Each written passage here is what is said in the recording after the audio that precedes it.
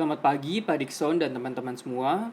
Perkenalkan kami dari grup 8. Hari ini kami akan membahas materi mengenai sistem nilai tukar dan aliran modal pasar keuangan global.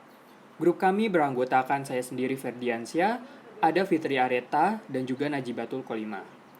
Selanjutnya adalah membahas materi mengenai analisis sistem nilai tukar di Indonesia. Nilai tukar merupakan jumlah mata uang dalam negeri yang harus dibayarkan untuk memperoleh satu unit mata uang asing. Atau nilai tukar atau dikenal sebagai kurs merupakan sebuah perjanjian yang dikenal sebagai nilai tukar mata uang terhadap pembayaran saat kini atau di kemudian hari antara dua mata uang masing-masing negara atau wilayah. Kurs valuta asing dibedakan atas kurs beli dan juga kurs jual. Kurs beli kita singkatnya kurs yang digunakan saat Anda hendak menukarkan mata uang asing dengan rupiah. Sebagai contoh, jika kamu menukarkan uang dolar Amerika yang kamu punya dengan uang rupiah, maka kamu akan menggunakan kurs beli. Selanjutnya ada kurs jual. Kurs jual ini kurs yang digunakan jika Anda menukarkan rupiah dengan mata uang asing. Sebagai contoh, saat ini Anda ingin menukarkan rupiah ke mata uang seperti dolar, yen, euro, pound sterling, ataupun lainnya. Itu akan menggunakan yang namanya kurs jual. Selanjutnya, materi mengenai penentuan kurs valuta asing. Yang pertama ada foreign exchange demand atau permintaan terhadap valuta asing. Yang kedua ada foreign exchange supply atau penawaran terhadap valuta asing. Kami akan membahas materi mengenai foreign exchange demand terlebih dahulu. Jadi permintaan terhadap valuta asing atau permintaan falas merupakan transaksi falas yang dilakukan oleh bank yang menimbulkan konsekuensi aliran falas keluar dari bank, yaitu transaksi jual falas. Nah, kalau misalkan foreign exchange supply atau penawaran terhadap valuta asing, ini merupakan penawaran falas, aliran falas masuk ke pasar sehingga transaksi falas yang mempresentasikannya adalah transaksi beli falas atau jual rupiah oleh bank, di mana bank menerima falas dari counterpart atau lawan transaksi dari sebagai lawan transaksinya. Bank menyerahkan rupiah kepada counterpart dengan jumlah yang ekivalen atau sama. Jika penawaran valuta asing meningkat relatif terhadap mata uang domestik, maka nilai tukar mata uang domestik pun meningkat. Sebaliknya, jika penawaran menurun, maka nilai tukar mata uang domestik pun ikut menurun. Selanjutnya di sini ada faktor-faktor yang mempengaruhi sistem nilai tukar. Yang pertama itu adanya laju inflasi yang relatif. Perubahan harga dalam negeri yang relatif terhadap harga luar negeri sangat mempengaruhi pergerakan kurs valuta asing. Misalkan, apabila mata uang suatu negara mengalami tingkat inflasi yang cukup tinggi, maka harga barang-barang tersebut menjadi lebih tinggi, sehingga permintaan terhadap barang tersebut relatif akan mengalami penurunan. Yang kedua, adanya tingkat pendapatan yang relatif. Jadi, tingkat pendapatan relatif ini merupakan laju pertumbuhan real dalam negeri yang diperkirakan akan melemahkan kurs mata uang asing. Sedangkan pendapatan real dalam negeri akan meningkatkan permintaan valuta asing relatif dibandingkan dengan supply yang tersedia. Nah, selanjutnya yang ketiga itu dari faktor-faktor yang mempengaruhi sistem nilai tukar adanya suku bunga yang relatif. Kenaikan suku bunga akan mengakibatkan aktivitas dalam negeri menjadi daya tarik para penanam modal. Penanaman modal yang terjadi cenderung mengakibatkan naiknya nilai mata uang yang bergantung pada besarnya perbedaan tingkat suku bunga di dalam maupun di luar negeri. Perbedaan ini menyebabkan terjadinya kenaikan kurs mata uang asing terhadap mata uang dalam negeri. Nah, selanjutnya itu ada faktor-faktor yang mempengaruhi sistem nilai tukar. Yang keempat, ada kontrol pemerintah. Kontrol pemerintah menyangkut seperti kebijakan pemerintah dapat mempengaruhi keseimbangan nilai tukar dalam berbagai hal, seperti usaha untuk menghindari hambatan nilai tukar valuta asing, usaha untuk menghindari hambatan perdagangan luar negeri, dan juga melakukan intervensi di pasar uang dengan cara menjual dan membeli mata uang. Nah, yang terakhir dari faktor-faktor yang mempengaruhi sistem nilai tukar, adanya ekspektasi nilai tukar di masa depan. Ekspektasi nilai tukar di masa depan, pasar falas sangat bereaksi cepat terhadap setiap asumsi yang memiliki dampak di masa depan. Adanya asumsi mengenai meningkatnya inflasi di suatu negara menyebabkan perdagangan falas menjual mata uang negara tersebut karena perkiraan bahwa mata uang tersebut akan mengalami penurunan di masa depan. Hal ini menyebabkan tekanan terhadap mata uang tersebut di pasar. Selanjutnya di sini membahas materi mengenai jenis-jenis sistem nilai tukar. Jenis-jenis sistem nilai tukar. Di sini ada dua, yaitu yang pertama ada kurs tetap atau fixed exchange rate, dan yang kedua ada kurs mengembang atau floating exchange rate. Saya akan membahas materi mengenai kurs tetap terlebih dahulu. Jadi kurs tetap atau dalam bahasa Inggris fixed exchange rate ini merupakan nilai mata uang yang ditentukan oleh bank sentral sebuah negara dan langsung dilaksanakan oleh tindakan-tindakan bank sentral, terutama dalam hal pembelian dan penjualan mata uang, nilai tukar, penjualan mata uang. Nilai tukar tetap dapat ditentukan oleh pemerintah yang secara resmi mengubah nilai tukar lama menjadi nilai tukar yang baru. Perubahan nilai tukar ini dikatakan sebagai devaluasi, atau jika nilai suatu mata uang resmi diturunkan, atau revaluasi jika nilai tukar suatu mata uang resmi dinaikkan. Dalam sistem nilai tukar tetap ini, maka mata uang lokal ditetapkan secara tetap terhadap mata uang asing. Sebagai contoh, jika Indonesia saat ini melakukan banyak impor dari USA, maka Indonesia memerlukan lebih banyak lagi dolar sebagai alat pembayarannya. Nah, selanjutnya ada kurs mengambang atau floating exchange rate, yang mana kurs mengambang ini merupakan nilai tukar yang ditentukan oleh kekuatan pasar berupa permintaan dan juga penawaran. Perkembangan nilai tukar mata uang penting dalam sistem nilai tukar. Fleksibel karena nilai tukar mata uang memainkan peranan penting terhadap kebijakan moneter. Dalam sistem nilai tukar mengambang ini, nilai tukar atau kurs dapat berubah setiap saat, tergantung pada jumlah penawaran dan permintaan valuta asing relatif terhadap mata uang domestik. Nah, di dalam kurs mengambang ini kita akan dapat kembangkan lagi menjadi dua. Yang pertama ada yang terkendali dan juga ada yang bebas. Yang terkendali atau managed floating exchange rate ini merupakan kurs mengambang terkendali, yang diartikan jika kenaikan permintaan uang, misalkan dolar, maka pemerintah selain membiarkan kurs berubah, tetapi juga melakukan intervensi dengan cara menaikkan penawaran uang atau dolar, sehingga kurs berubah tidak terlalu besar. Tujuan dengan adanya sistem ini agar kurs tidak dibiarkan melonjak drastis. Sistem ini mempunyai kerugian karena adanya ketidakpastian kurs yang cukup tinggi. Sistem float yang dikelola, yang sering disebut juga dengan dirty float atau mengambang terkendali, dilakukan melalui campur tangan bank sentral yang cukup aktif. Nah, yang kedua itu adanya free floating rate atau bebas. Berdasarkan sistem ini, kurs mata uang dibiarkan mengambang bebas tergantung kekuatan pasar. Beberapa faktor yang mempengaruhi kurs antara lain inflasi dan juga pertumbuhan ekonomi. Inflasi akan digunakan oleh pasar dalam mengevaluasi kurs mata uang negara yang bersangkutan. Jika inflasi berubah, maka kurs mata uang akan berubah. Dikatakan sebagai kurs mengambang murni adalah jika terjadi kenaikan permintaan uang dolar, maka pemerintah membiarkan perubahan kurs murni melewati mekanisme pasarnya. Misalnya, kurs berubah dari $1 dari $1-nya 2.000 menjadi $1-nya misalkan 3.000 ataupun 4.000. Ini namanya kan kurs mengambang bebas atau free floating rate. Selanjutnya adalah mengenai faktor-faktor yang mempengaruhi aliran modal asing. Aliran modal asing yang pertama itu adanya iklim penanaman modal di negara-negara penerima, serta adanya prospek perkembangan usaha di negara penerima, adanya tersedia sarana dan prasarana yang diperlukan, tersedianya bahan baku tenaga kerja yang relatif murah, serta adanya aliran modal cenderung mengalir ke negara yang IPC-nya relatif tinggi. Di sini kita bisa lihat nilai tukar dolar terhadap rupiah tahun 2022. Dari grafik ini, Bank Indonesia menutup transaksi nilai tukar rupiah berada di posisi 15.652 rupiah per dolar Amerika Serikat pada perdagangan Rabu 2 November 2022. Nilai tukar tersebut melemahnya 5 poin atau 0% dari perdagangan hari sebelumnya. Selanjutnya di sini ada nilai tukar $1 ke rupiah sebesar 15.634 rupiah. Jadi di sini bisa kita lihat nilai tukar dolar terhadap rupiah yang terbaru pada Desember 26 Desember.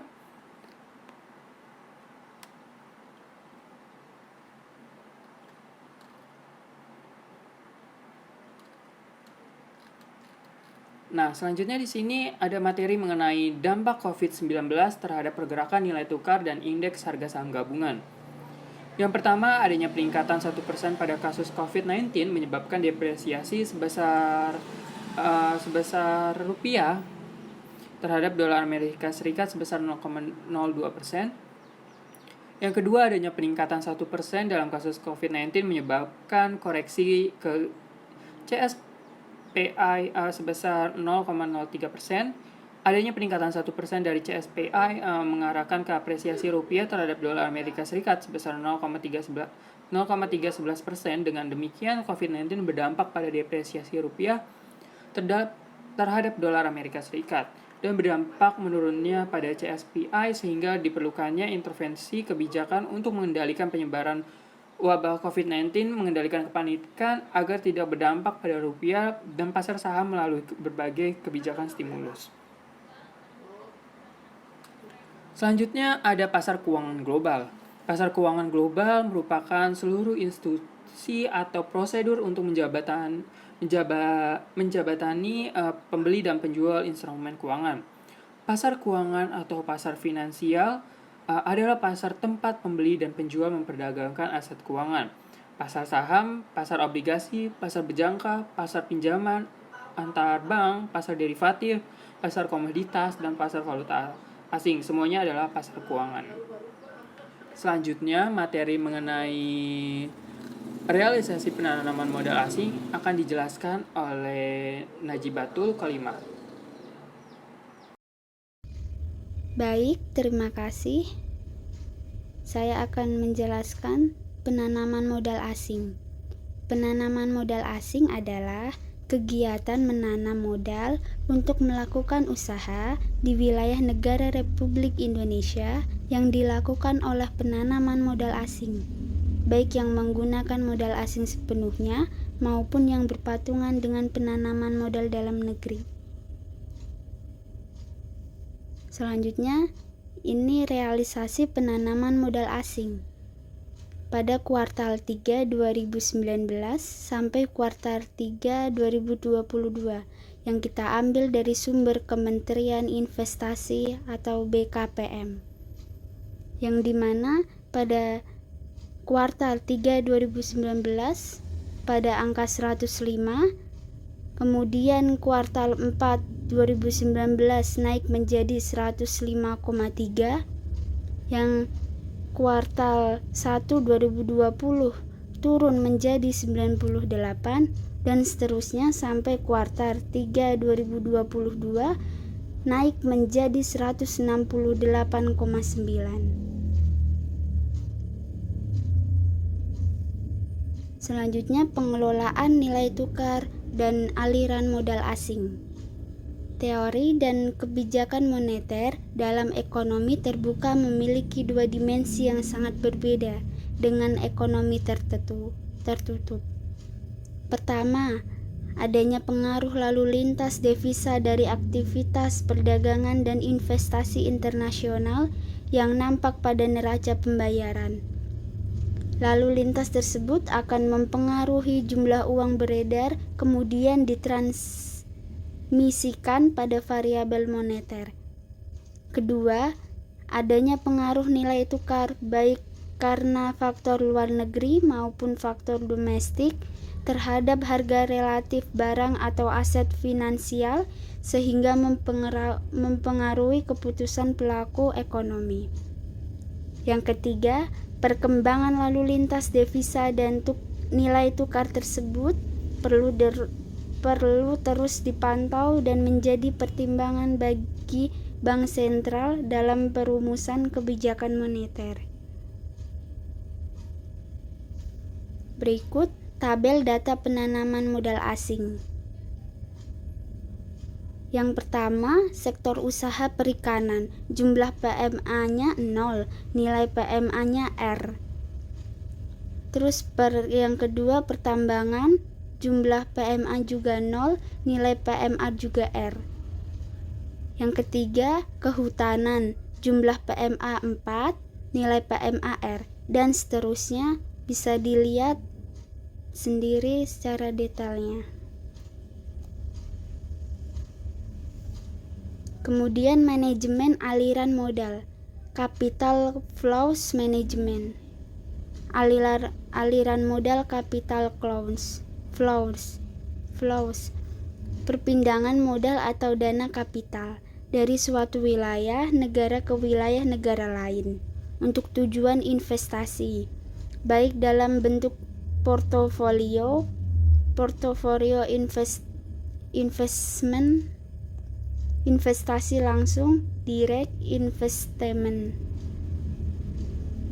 maupun pinjaman loan. Aliran modal tertentu lebih disukai dibandingkan yang lain. Sebagai contoh, direct investment lebih menarik.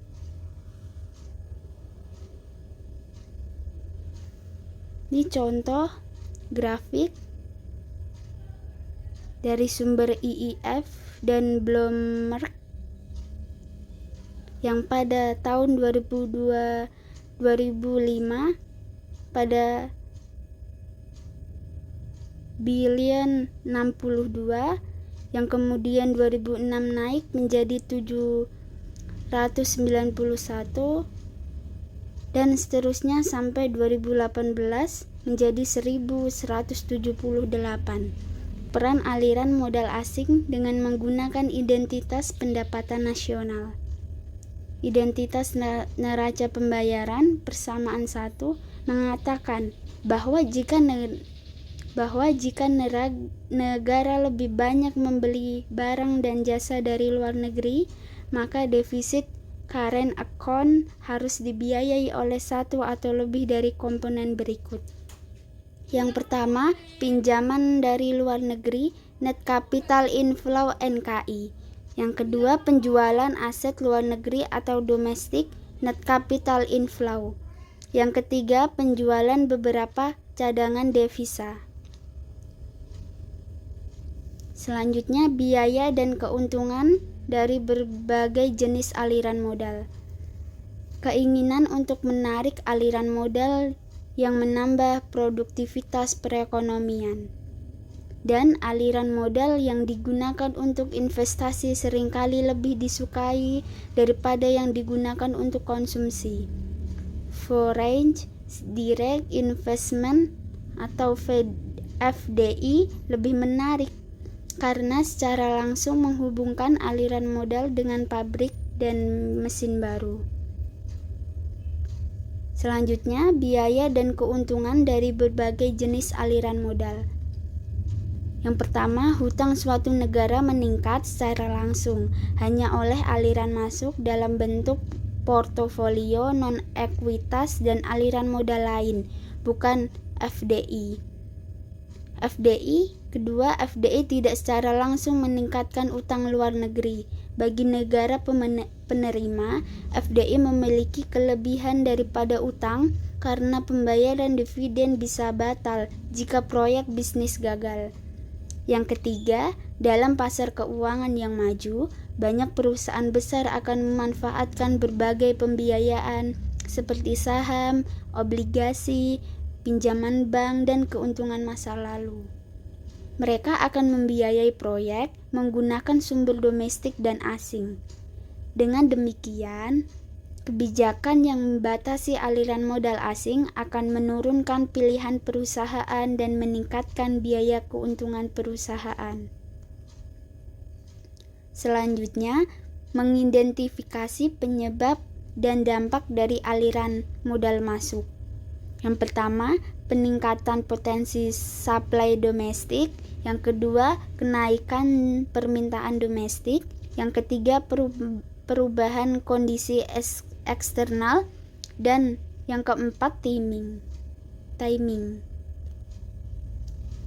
Selanjutnya, dampak COVID-19 terhadap aliran modal pasar keuangan global. Yang pertama, pandemi COVID-19 menurut pertumbuhan ekonomi dunia, sementara pengaruhnya terhadap ketidakpastian pasar keuangan dunia mulai mereda. Yang kedua, pandemi COVID-19 juga telah mempengaruhi pertumbuhan ekonomi domestik. Yang ketiga, ketahanan sektor eksternal ekonomi Indonesia tetap baik.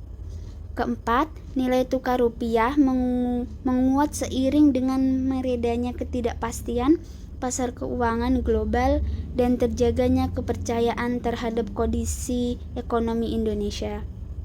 Yang kelima, inflasi tetap rendah dan mendukung stabilitas perekonomian. Dan keenam, kondisi likuiditas perbankan tetap memadai dan mendukung berlanjutnya penurunan suku bunga.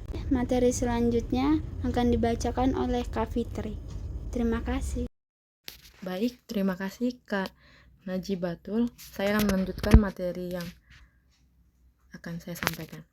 Biaya dan keuntungan dari berbagai jenis aliran modal. Hutang suatu negara meningkat secara langsung hanya oleh aliran masuk dalam bentuk portofolio, non-ekuitas, dan aliran modal lain, atau bukan FDI. Pertama, FDI tidak secara langsung meningkatkan utang luar negeri bagi negara penerima. FDI memiliki kelebihan daripada utang karena pembayaran dividen bisa batal jika proyek bisnis gagal. Kedua, dalam pasar keuangan yang maju, baik perusahaan besar akan memanfaatkan berbagai pembiayaan seperti saham, obligasi, pinjaman bank, dan keuntungan masa lalu. Mereka akan membiayai proyek menggunakan sumber domestik dan asing. Dengan demikian, kebijakan yang membatasi aliran modal asing akan menurunkan pilihan perusahaan dan meningkatkan biaya keuntungan perusahaan. Jika terjadi aliran modal masuk dan otoritas membiarkan apresiasi nilai tukar, ini akan membuat produk asing lebih murah, sehingga konsumen meningkatkan permintaan produk asing relatif terhadap domestik. Apresiasi ini akan meminimalisir tekanan pada pasar barang dan pasar tenaga kerja domestik, yang berujung pada inflasi yang lebih rendah. Terima kasih. Sekian presentasi dari kelompok kami.